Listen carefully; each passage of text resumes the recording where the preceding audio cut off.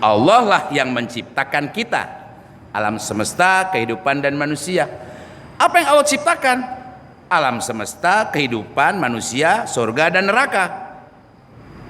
Tuh, bersyukur kita karena tidak ada manusia yang bisa menciptakan dirinya. Kemudian kita wajib bersyukur lagi. Kenapa? Karena selain diciptakan oleh Allah, diatur.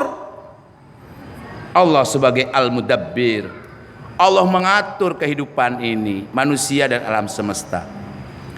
Yang paling dekat dengan bumi, matahari. Matahari menyinari bumi. Kalau dia bergeser berapa derajat, bumi terbakar habis. Yang lebih dekat lagi bulan. Kalau bulan mendekat beberapa derajat, air laut naik. Doh, coba bayangkan. Itu kalau mendekat. Wah, kalau tabrakan gimana? Diatur oleh Allah. Manusia diatur oleh Allah. Coba kalau tidak diatur. Yang pernah saya ceritakan, coba lihat astronot, lihat kosmonot, tidak bisa berdiri. Kalau dia bisa berdiri di pesawatnya karena kakinya pakai sepatu, sepatunya pakai cantelan, dicantelin ke lantai, baru dia berdiri. Dia gosok gigi, odolnya kemana-mana, maka pakai pelindung. Dia minum pakai pipet, kalau pakai gelas airnya terbang. Bayangkan kalau suamimu melayang begitu dan kamu melayang, bagaimana berhubungan suami istri? Nggak bisa lah. Baru nempel, tong, tong. Kaki begitu saja terus melayang-layang. Jadi bahkan manusia itu sangat rendah, sangat lemah.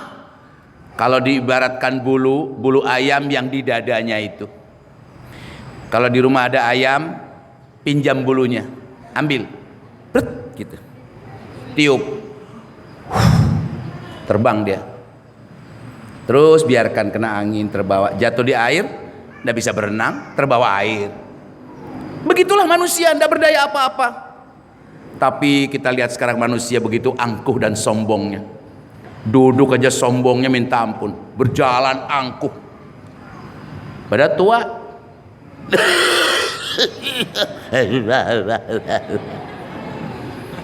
Apalagi muda, belagu, sombong, sok cantik, sok ganteng, sok-sokan. Padahal dia itu tadi itu melayang-layang gitu. Manusia. Kemudian selain diatur oleh Allah, manusia itu dihukum. Untung manusia dihukum oleh Allah. Kalau tidak dihukum Allah, wah celaka. Dan orang yang dihukum Allah selamat. Apa hukumnya? Tuh. Setiap manusia berbuat dihukum oleh Allah. Tidak mau dihukum celaka. Dan hukum itu dikatakan oleh Imam Malik, sering juga saya katakan di sini, yang Imam Malik mengatakan as-sunnatu kasafinatin nuh. Syukran.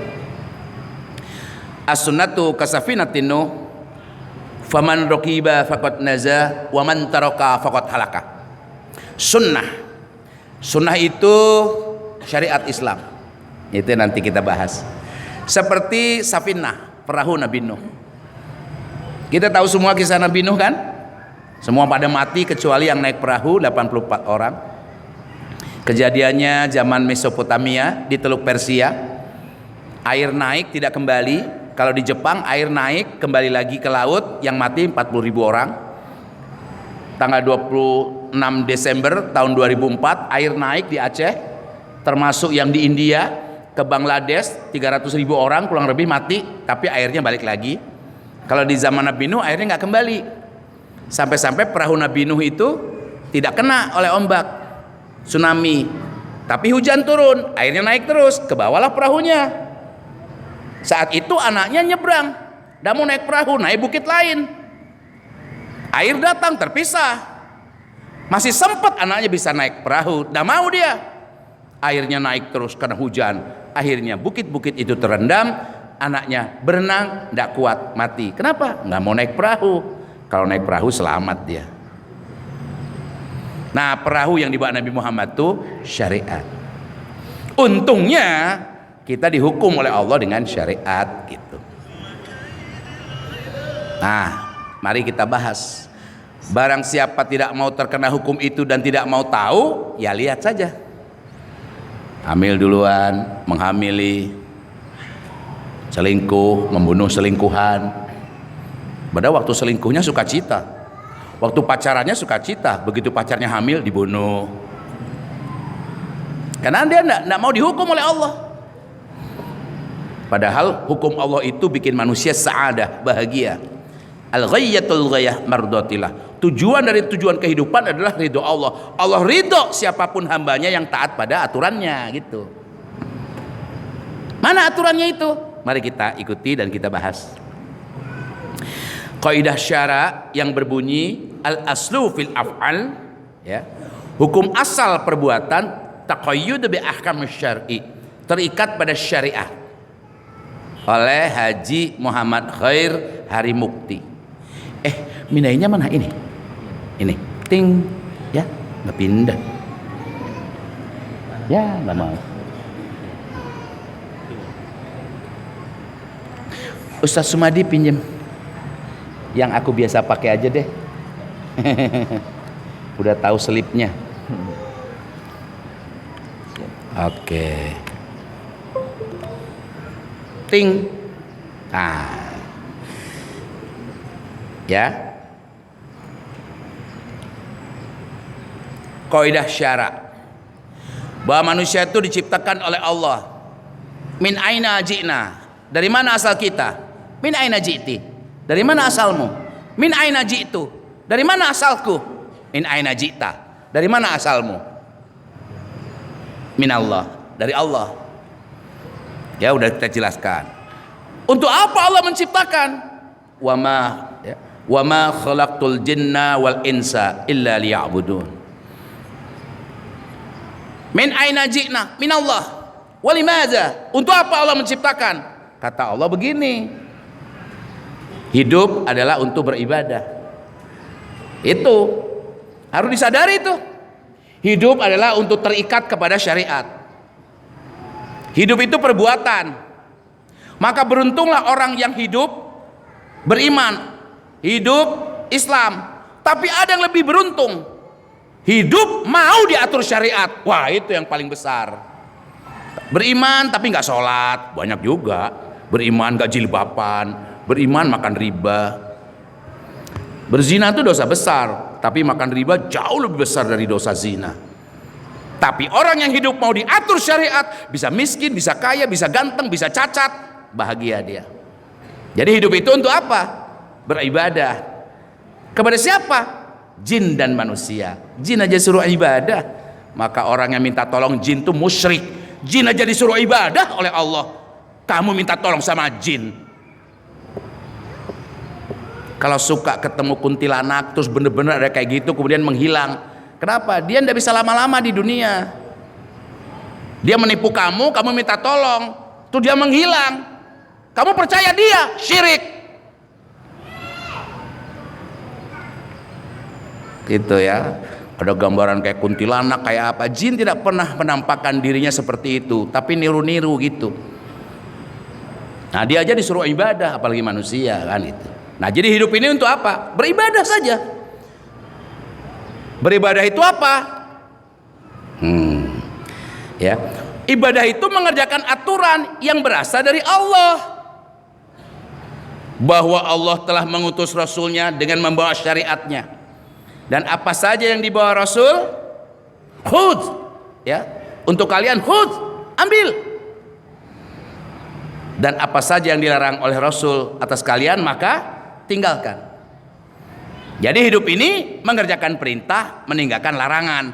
Makanya disebut takwa. Nah, dalam surah Al-Waqiah itu ada 3 golongan. Golongan kafirun kiri, golongan mu'minun kanan, tengah golongan muttaqun. Kalau kafirun itu orang-orang yang ahli kitab, min ahli kitab wal musyrikin. Ahli kitab itu Yahudi, Nasrani, kitabnya dari langit, dari Allah, Tuhannya Allah, tapi mereka kafir karena menuhankan Allah, menyekutukan dengan Nabi Uzair, Yahudi. Kalau Nasrani dengan Nabi Isa. Kemudian wal musyrikin, dan orang-orang musyrik yang Tuhannya patung. Dia bikin patungnya sendiri, dia sembah sendiri, kentut aja nggak bisa disembah-sembah. Nah, ini musyrik. Tuhannya togut, Tuhannya jabatan gitu. Nah, ini kalau mati golongan kafir, kekal di neraka. Kalau orang-orang beriman, wah, mudah-mudahan ya kita ini dijamin semuanya masuk surga. Bahkan orang beriman itu ada yang paling terakhir masuk surga. Mungkin udah ribuan tahun, mungkin 1 miliar tahun di neraka, sampai gepeng terhimpit batu, karena bahan bakar neraka itu batu dan manusia yang masuk ke situ, jadi makin panas itu. Nah, salah satu manusia sisanya 1 orang, sampai malaikat nggak ngenalin, cari katanya, nggak ketemu, nggak ada, balik lagi malaikat, ternyata ada tumpukan batu panas gosong bergerak sedikit. Beda nih. Oh, ini barangkali. Ditarik, gepeng. Tahu gepeng? Tadinya bulat, terus kelindes setum, set, gepeng kan? Nah, gepeng. Si gepeng ini jalannya gini, gepeng. Kemudian ditiupkan ruhnya ke situ, kembung lagi. Dikasih setetesan air telaga Haud, seger lagi dia. Nah, malaikat nemuin tuh orang terakhir, orang beriman. Jadi orang beriman itu nggak dijamin langsung ke surga, bisa ke neraka dulu. Nah, yang terakhir dia tuh. Jangan sampai yang terakhir itu salah satu jamaah asyarif, karena itu gambaran filmnya itu. Jangan-jangan kamu yang berperan di situ. Hati-hati nih. Ini fasenya di sini. Nah, kita sedang di sini nih. Kita sedang bermain di sini. Kita bisa jajah menjadi orang yang itu. Hati-hati tuh. Kemudian orang itu nggak pede, di surga kelihatan, wah udah penuh, ih malu, balik lagi dia, tidak, kamu ada tempat, nggak ada, datang lagi, udah penuh. Akhirnya diberi kesempatan dan diberi tempat oleh Allah, dia bersuka cita di surga. Siapa dia? Orang beriman, jadi bajingan luar biasa tapi masih beriman, masuk surga. Orang beriman gak berjilbab pasti masuk surga, tapi jangan mampir dulu. Oh, kok tambah banyak ya? Kirain vas bunga tadi sebelah sini. Ternyata jamaah. Masya Allah. Tuh. Maka orang-orang yang bertakwa itu, ya, yang golongan tengah, muttaqun, di dunia bertobat, terhapus dosanya sebesar apapun. Kalau tubu ilallah taubatan nasuha, mati nggak pernah mencicipi neraka. Bisa jadi dia pezina, bisa jadi dia pemerkosa, jahat banget deh. Tapi Allah Maha Pengampun sebesar apapun dosa hambanya, kecuali syirik. Maksudnya syirik itu gini, syirik belum terampuni keburu mati, kekal di neraka. Berdosa belum terampuni, mati dijamin ke surga. Tapi berdosa diampuni, tobat diampuni, sudah. Umar bin Khattab tuh gitu. Apalagi cuman bajingan tengik begini, cuman rocker, bajingan tengik, mbahnya bajingan aja ahli surga. Apalagi nih penggemar bajingan tengik, ya gak ada apa-apanya. Tuh. Jadi orang-orang bertakwa itu orang golongan tengah. Itulah untungnya umat Nabi Muhammad. Kalau umat lain diazab oleh Allah. Kaum Lut dosanya apa? Homoseks, lesbian, diazab. Dan ada kesempatan lagi bertobat, diazab, sudah ke neraka tuh. Umat Nabi Nuh, dan ada kesempatan bertobat. Kalau waktu itu mau naik perahu selamat, diazab, habis. Kaum Ad, kaum Samud. Umat Nabi Muhammad tidak diazab oleh Allah, ditunda azabnya. Bahkan ditolong dengan inayah. ditolong. Udah maksiatnya luar biasa, beriman terus murtad, masih diingatkan. Dia balik lagi masih diterima. Kalau balik lagi murtad, nah hati-hati nih. Loh, enaknya umat Nabi Muhammad itu. Enaknya Nabi Muhammad itu ada syariat. Nah, syariat inilah ya merupakan hidayah irsyad, petunjuk dari Allah. Ketika kita tidak mampu menjalaninya, Allah masih memberikan inayah, nasihat-nasihat agama seperti yang kita sedang rasakan sekarang ini. Ini kan banyak pendosa di sini. Jangan-jangan yang ngomongnya ini jauh lebih besar dari yang mendengar. Dia ngomong balik lagi ke dirinya, kemudian dia bertobat, mati dalam keadaan seperti itu. Insya Allah menjadi orang-orang yang bertakwa. Nah, bagaimana aturan itu berjalan? Konsekuensinya, seorang mukmin harus menjadikan syariat Islam, wajib, sunnah, mubah, makruh, haram sebagai aturan hidupnya dalam seluruh aspek kehidupan dia, dalam berpolitik, berekonomi, sosial budaya. Nggak boleh homoseks, lesbian, nggak boleh. Meskipun di Indonesia itu sudah ketangkep, tetap aja dibuka lagi. Kenapa? Karena negaranya nggak pakai syariat gitu. Pendidikan dan sebagainya. Kalau pendidikan pakai syariat gratis, nggak ada tuh cerita hamil duluan. Karena sekolah nggak dicampur laki perempuan. Sekarang di sekolah-sekolah negeri itu kalau saya ceramah masuk begitu, saya lihat laki perempuan peluk-pelukan anak-anak sekolah itu. Pak Ustadz, pura-pura begitu. Masya Allah, guru-gurunya tidak bisa melarang. Hak asasi. Bapak nggak usah marah-marah deh. Aku sekolah di sini kan bayar. Sekolah Islam tuh kayak gitu ngomongnya. Mentang-mentang diantar mobil mewah. Pak guru diam aja deh. Lu kan cuma orang gajian. Sekolah Islam tuh, apalagi sekolah negeri.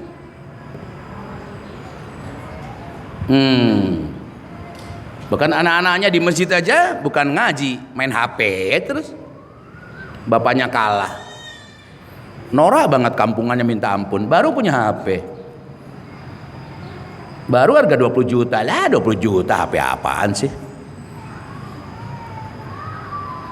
Tapi dengan syariat Islam, HP itu haram. Lagi sholat, Allahu Akbar. Halo, gua lagi sholat, haram tuh HP.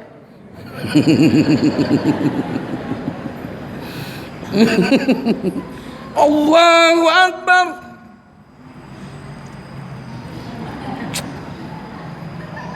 Bismillahirrahmanirrahim.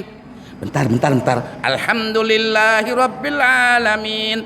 Batal, haram tuh HP. Salat Jumat, pegang-pegang tasbih padahal khatib sedang berkhutbah.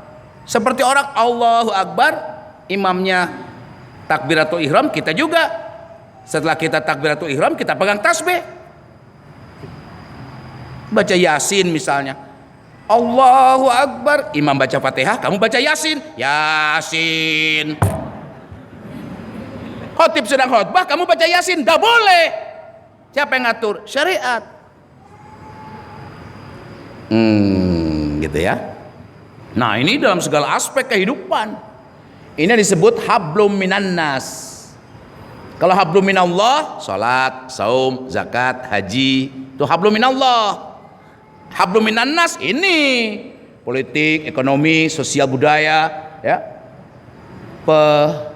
Pertahanan dan keamanan negara. Pendidikan dan sebagainya. Enggak boleh asing masuk ke sini. Nggak boleh bikin itu apa pulau, nggak boleh. Pertahanan negara berbahaya, tapi negara nggak bisa apa-apa. Kenapa? Nggak pakai syariat. Gitu. Nah, termasuk menyelesaikan persoalan hidupnya ya dengan syariah gitu. Fa in tanaza'tum fi syai'in farudduhu ila Allah war Rasul. Jadi jika kalian berselisih berselisih itu beda pendapat dalam suatu perkara ibadah, karena setiap perbuatan itu ibadah. Kembalikan kepada Allah dan Rasulnya. Apa contohnya ya? Yang paling gampang dan dilakukan, dan kita melihat itu dan kita menganggap itu benar. Taraweh. Nah, taraweh. Hari Mukti imam sholat ke Asyarif, dia datang. Weh Ustaz Ari, kebetulan nih jadi imam ya. Oh, saya cuma ceramah Isya aja deh, sekalian taraweh. Di sini berapa? 23. Saya 11. Gak apa-apa. Ya udah, imam sholatnya Ustadz Rohman aja dah. Hari Mukti ngapain? Imam taraweh. Karena kebiasaan saya 11 aja. Alhamdulillah, setelah Ustadz Hari nanti ceramah, kita laksanakan sholat taraweh. Tapi kebiasaan kita 23, sekarang imamnya Ustadz Hari Mukti 11. Jadi maklum saja, siapa yang mau mengikuti silahkan, yang tidak mengikuti silahkan. Maksudnya gini, saya 11 nih, maka makmumnya harus mengikuti saya sampai 11 rakaat. Apa hukumnya? Sholat taraweh sunnah.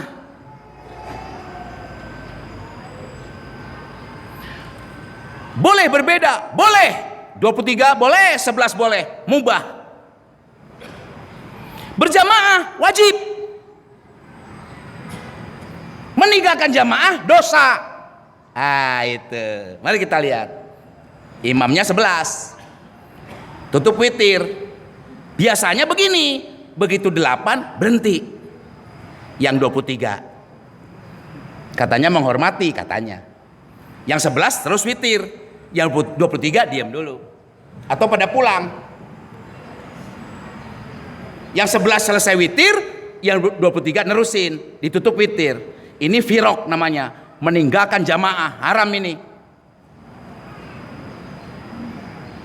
Mestinya dia ikut sampai 11, selesaikan, pulang, selesaikan lagi yang 12 di rumahmu tanpa witir. Karena posisi witir adalah pengganjil atau penutup.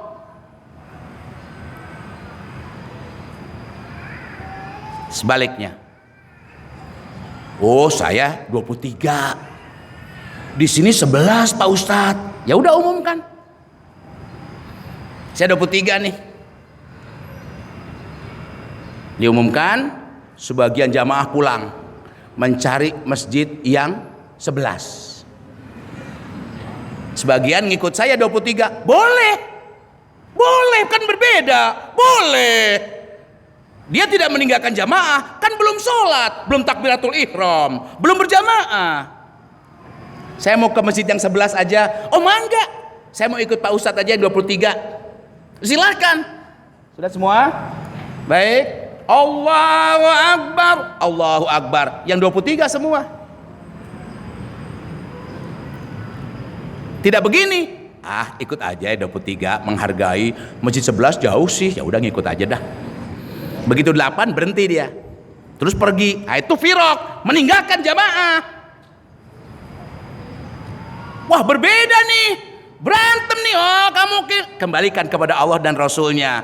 Kata Allah boleh berbeda. Sholatnya sunnah, gak sholat juga gak dosa, rugi.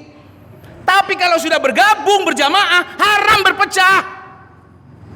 Itu fungsinya syariat. Maka perasaanmu, golonganmu, pikiranmu tunduk kepada syariat. Itu maknanya kembalikan kepada Allah dan Rasulnya itu. Fahim Tom? Silakan diprotes. Jangan pulang nanti ngomongin di belakang. Silakan yang mau protes. Simple kan? Simple sekali. Berbedanya boleh. Tapi kalau sudah berjamaah nggak boleh ninggalin jamaah gitu. Dan tidak berdosa kalian yang 12 rakaat di rumah tanpa ditutup witir, kan sudah witir tadi. Jadi witirmu malam itu hanya sebagai pengganjil atau penutup gitu.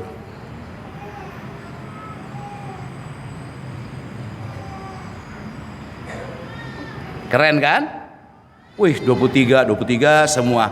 Begitu berhenti pulang, loh kok berbeda ya? Kok bisa pisah? Nah itu. Oke, itu satu contoh saja. Kemudian apa sih hukum syara itu?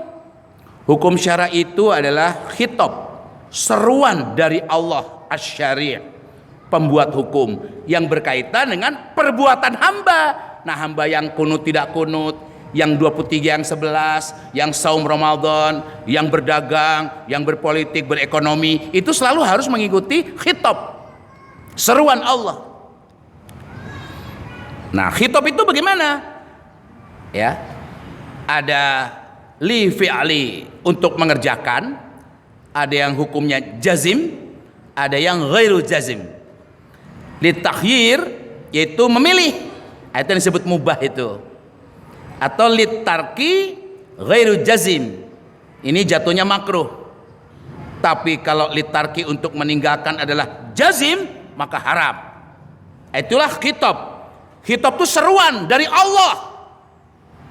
Dan yang bikin hukum wajib, sunnah, mubah, makruh, haram adalah Allah. Gitu. Kita bahas satu-satu. Khitab lil fi'li, untuk mengerjakan. Jika khitab tersebut berkaitan dengan tuntutan untuk mengerjakan dan tuntutan tersebut bersifat pasti, maka ada pujian kepada orang itu, ada pahala bagi yang mengerjakannya, maka tuntutan tersebut adalah wajib atau disebut juga dengan fardu. Sholat, belajar ngaji, belajar baca Quran, wajib itu. Nggak wajib pinter, ya. Bekerja wajib, nggak wajib kaya. Nah itu, kalau nggak bekerja malas, dosa, laki-laki. Kalau perempuan tidak. Ini khitab ini. Kemudian apabila seruan pembuat syara, seruan dari Allah itu berkaitan dengan tuntutan untuk mengerjakan yang sifatnya tidak pasti, maka itu adalah mandub. Padanan katanya dalam masalah ibadah adalah sunnah. Ini orang ini nggak tahajud, hukumannya apa ya? Nggak pasti. Tapi kalau nggak sholat hukumannya jelas kan gitu. Kalau sampai 3 kali nggak jumatan kafir. Kalau ditanya kamu nggak sholat, yakin eling, dipotong kepalanya kan? Jelas hukumannya. Tapi kalau ini nggak tahajud, apa hukumannya? Nggak puasa Senin Kemis, nggak jelas. Tapi kalau melakukan dapat pujian, dapat pahala gitu. Itu jatuhnya mandub kalau mengerjakan. Kemudian litarki, untuk meninggalkan. Maksudnya begini, jika seruan perbuatan syara, seruan Allah tersebut berkaitan dengan tuntutan untuk meninggalkan yang sifatnya pasti dan ada celaan, dicela orang berzina dan pasti kena sanksi, maka tinggalkan itu. Nah, kalau tidak ditinggalkan haram. Dengan kata lain mahzur. Udah pasti zina nggak boleh. Tapi minum sambil berdiri, apa nih hukumannya gitu? Tinggalkan, nggak sopan, nggak ini, nggak itu, makruh. Ini orang sholat asar, zuhur, mulutnya diem aja, merembai. Dihukum gimana nih? Batal nggak ya sholatnya? Nggak jelas, nggak pasti. Jatuhnya makruh. Ada celaan di situ. Masa sholat begitu? Misalnya. Jadi nggak pasti. Tapi kalau nggak sholat pasti dihukum. Nah itu. Kemudian khitab atau seruan li takhyir, untuk memilih. Jika seruan pembuat syara Allah berkaitan dengan pilihan antara mengerjakan dan meninggalkan, baik secara jelas menunjukkan adanya pilihan atau yang dapat dipahami dari nas, bahwa ada pilihan dilihat dari bentuk tuntutan, maka berarti mubah. Saya mau berdiri ceramahnya, ini mubah aja. Mau duduk, ya mubah saja. Mau pakai jubah ke masjid, pakai sarung aja deh, mubah. Oh, kamu wajib pakai jubah, pakai sarung haram. Enggak, mubah saja. Aku meninggalkan sarung pakai jubah. Aku tinggalkan jubah pakai sarung. Aku pakai imamah, tinggalkan pakai peci. Mubah saja. Kerudungnya warna ungu jadi warna hitam, mubah saja. Kulitnya hitam pakai merkuri jadi putih, jadi topeng. Capek deh, mubah aja. Sekarang makan nasi kuning, nasi kebuli, sayur asam, mubah aja. Nggak mau nggak mau pakai tahu, nggak dosa. Ganti tempe, nggak dosa, mubah saja. Saya mau poligami, mubah. Nggak poligami juga nggak dosa kok, mubah aja. Cuman kamu yang gerah kalau aku poligami. Beruntung punya suami poligami itu. Kenapa? Lihat aja jumlah lakinya lebih banyak perempuannya apa lakinya.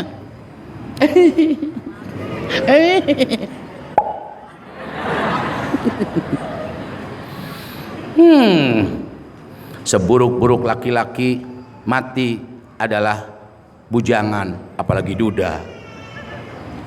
Ayo, banyak duda di sini? Tuh banyak janda. Ngacung janda. 1, 2, 3. Banyak. Ya banyak. Tua semua. Capek deh bercanda. Jadi mubah tuh begitu. Kok hari mukti istrinya cuma 1, nggak poligami, nggak dosa. Poligami nggak berpahala. Di mana pahalanya? Mendidik istri, mendidik anak, berdakwah, itu pahalanya. Dan poligami bukan untuk dipamerkan.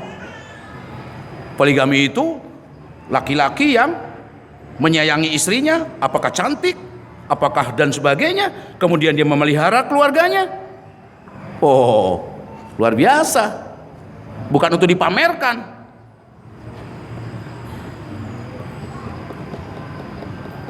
Karena wanita bukan untuk dipamerkan, untuk dihormati, dihargai, disayangi, dicintai. Tuh, maka wanita itu di hadapan saya sangat mulia. Ibu saya, istri saya, anak gadis saya.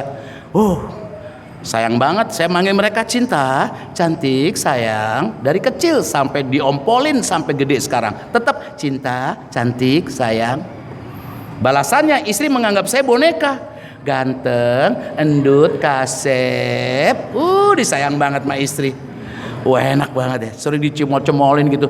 Bangun cinta, cinta bangun. Mau ke Asyarif, bangun cinta gitu. Tadi malam tuh jam 2 dibangunin. Karena jam subuh ngisi dulu di Al-Mukhlisin. Bangun, mandi, berangkat jam 3. Sholat subuh di Al-Mukhlisin, terus ke sini. Istri nggak tidur-tidur, sampai jerawatan. Tapi dia berkorban demi suaminya. Subhanallah. Itu istri 1, apalagi 2. Yang nyubitin banyak banget. Bengkak gue. 1 aja segini, apalagi 2.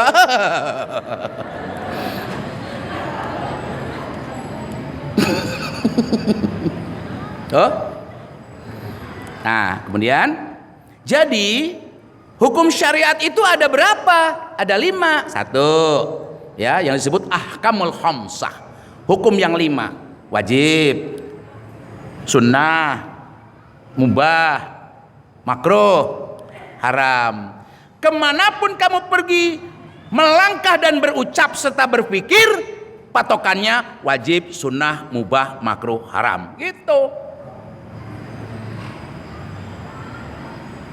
Ya, itu. Supaya hafal, taruh di rumahnya ahkamul khamsah. Umi. Suami manggil, Mi. Bentar cinta. Wajib, sunnah, mubah, makruh, haram. Ngapain Abi? Bikinin kopi. Wajib, sunnah, mubah, makruh, haram. Aku lagi nyusuin anak. Si suami, wajib, sunnah, mubah, makruh, haram gitu. Oh ya udah, biar aku bikin sendiri. Kata si istri, sekalian. Ya. Lagi menyusui anak wajib, kopi mubah. Jadi itu patokannya, bukan mana kamu ini perintah suami bikin kopi aja susah. Kopi apa? Kau pikir apa? Anaknya, kenapa? Kok berubah jadi kopi? Bayinya ngomong, wah langsung ibunya. Coba itu. Jadi pakai wajib, sunnah, mubah, makruh, haram gitu. Tahajud, lagi tahajud nih istri. Allah apa? Malam naon iya? Wajib, sunnah, mubah, makruh, haram. Tahajud sunnah, salaki wajib, batalin. Mandi junub gitu. Bukan gatel. Tar tahajud dulu. Jadi imam kek, oh dosa.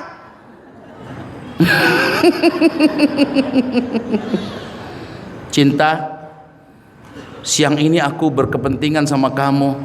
Ramadan abi, astagfirullah. Wajib, sunnah, mubah, makruh, haram. Haram, maaf. Gitu. Bukan, ya deh harus taat suami. Wah, celaka. Oh gitu. Patokannya itu wajib, sunnah, mubah, makruh, haram. Pasti bahagia. Haramnya pacaran. Tapi orang pacaran, waduh, lihat di rumah uya-kuya tuh, mesra banget. Begitu pacarnya begini begitu berantem, ya kan? Ada yang hamil pacarnya dibunuh, diracun. Waktu pacaran kayaknya mesra banget. Nggak bahagia karena melanggar syariat. Coba orang nikah, hamil, pamer. Kok nggak masuk kerja? Nganter istri ke rumah sakit. Kenapa? Hamil, alhamdulillah. Calon bapak dong. Iya. Anak keberapa? 12. Wow. Banyak itu. Dari istri yang mana? Yang pertama. Istriku cuma satu. Oh. Emang istri lo berapa? Ya anakku cuma 4. Semua anak pertama. Oh. Pertama lahir bulan Jumadil Awal. Istri yang di Depok. Istri yang di Cisangkan, Maulid. Namanya Maulida. Yang satu Jumadila gitu. Ya, semua pakai hukum. Nah, syariah itu mikyasul amal, standar perbuatan, mikyas, standar. Jadi kalau motor tidak ada standarnya, berhenti terbalik. Apa saja tidak distandarkan, teguling. Maka standar. Jadi manusia berbuat sesuai standar.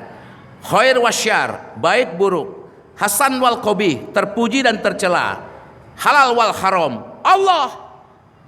Khair wa syar, ya, hasan wal qabih, halal haram, itu Allah. Bukan baik menurut manusia, halal menurut manusia. Sehingga tolok ukur tersebut tidak boleh ditentukan oleh akal dan hawa nafsu manusia. Sebab manusia sering keliru. Surah Al-Baqarah tuh 216.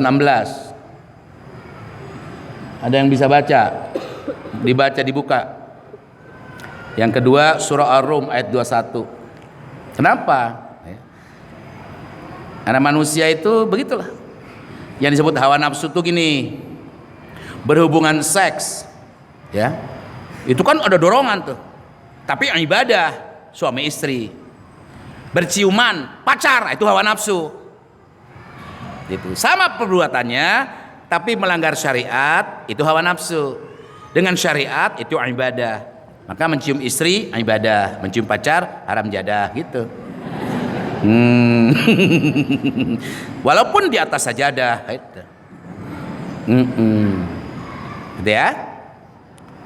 Nah, bagaimana mengikuti standar dari Allah? Bagaimana mengikutinya? Baik adalah baik menurut pandangan Allah. Buruk adalah buruk, ya, menurut pandangan Allah. Contoh, menolong orang itu baik apa buruk? Siapa bilang? Baik bagaimana? Di sebelah tetangga janda kesepian, pengen ditemenin nonton TV. Assalamualaikum. Pak Ustadz, alhamdulillah 7 bulan saya menjanda. Mari masuk Pak Ustadz, nggak ada orang kok. Itu berholwat. Tapi si janda merasa baik, ya Allah dapat teman, nggak ada perasaan cinta, nggak ada perasaan apa, cuma pengen ngobrol. Dalam pandangan syariat, kamu berholwat, haram ini, buruk bagimu Ustadz, buruk juga bagimu janda. Jadi baik buruk yang mana? Nah gitu. Menolong orang itu baik enggak? Dia pinjam uang dikasih, baik enggak? Baik apa buruk? Buruk. Dia pinjam uang buat berzina, buat mabok, ya buruk. Buat mancing mulu. Tanya dulu buat apa nih uang? Udah 3 hari keluargaku nggak makan. Kalau aku sih udah biasa. Kamu lemas banget, seminggu nggak makan. Sebentar. Ada jeruk, ada beras, ada makanan. Jadi ada uang. Ambil ini. Nolong, baik. Tuh gitu. Membunuh orang, baik apa buruk? Baik. Buruk gimana sih lo? Yang dibunuh itu siapa? Maiz. Dia berzina, bukan pezina, dia hilaf berzina. Lapor sama Rasulullah, aku nggak mau ke neraka, dosaku besar. Apa dosamu? Mabok, berjudi. Apa? Aku berzina. Waduh, Maiz, ini besar dosanya. Hapuskan dosaku ya Rasulullah, aku nggak mau ke neraka. Kamu harus dirajam. Kalau untuk itu harus dirajam, laksanakan untukku. Rajam itu kan dilempari batu sampai mati, dibunuh kan? Nah kalau dia nggak mati dirajam, celaka dia ke neraka. Maka orang yang merajamnya dapat pahala, baik buat Maiz. Apa kata Rasulullah? Maiz berenang di telaga surga karena mati dirajam atas ketakwaannya. Sampai cerita itu kepada perempuan yang juga berzina. Entah dengan siapa berzina, ngomong, aku berzina juga ya Rasulullah. Mana buktinya? Siapa namamu? Al-Ghamidiyah. Mana buktinya kamu berzina? Dengan siapa? Mungkin gak berani ngomong, takutnya fitnah. Karena gak ada yang menyaksikan. Oh sama si Fulan. Si Fulan ditanya, nggak bisa, aku nggak pernah, aku nggak kenal kamu. Oh bahaya ini fitnah. Sehingga Al-Ghamidiyah nggak ngomong. Nangis dia sejadi-jadinya. Takut ke neraka karena pernah berzina. Hamil. Hasil zinanya hamil. Alhamdulillah, malah alhamdulillah. Alhamdulillah aku hamil. Muhammad Rasulullah tidak akan bisa lagi berdalih, tidak menghukumku. Ya Rasulullah, perutku ada janin sedangkan aku tidak punya suami. Apa kata Rasulullah? Pelihara, lahirkan anak itu. Ada hak hidup buat anak itu. Wah, nangis lagi, takut mati sebelum dirajam. Melahirkan, keluar bayi. Gimana suaranya? Hah? Kayak orang kejepit. Wah, masa gitu? Kalau Hari Mukti sih dulu katanya waktu lahir tuh keluar tuh, ada kamu.